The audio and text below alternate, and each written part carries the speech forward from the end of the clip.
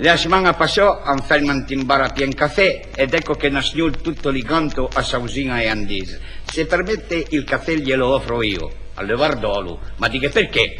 Ecco, mi servirebbe la sua faccia. Cosa la me faccio? Ma quella lì serve anche a me.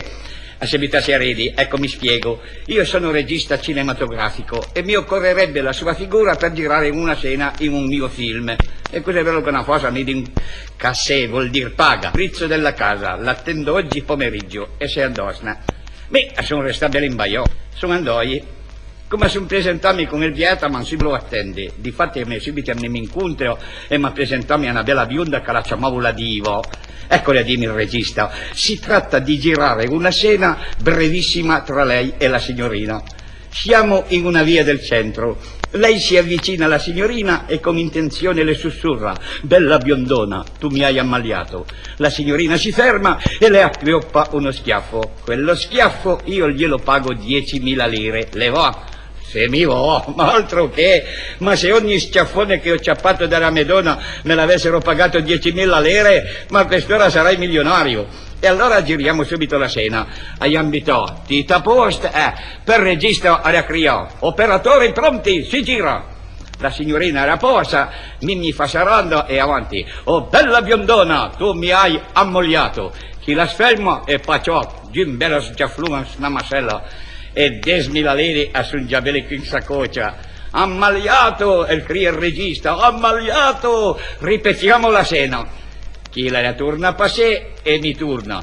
Bella biondona, tu mi hai ammaliato. E li torna una bella sgiaflum ansiata masella. No, no, lo schiaffo va più secco, che si senta bene, che si sente il ciac, così, pacioff.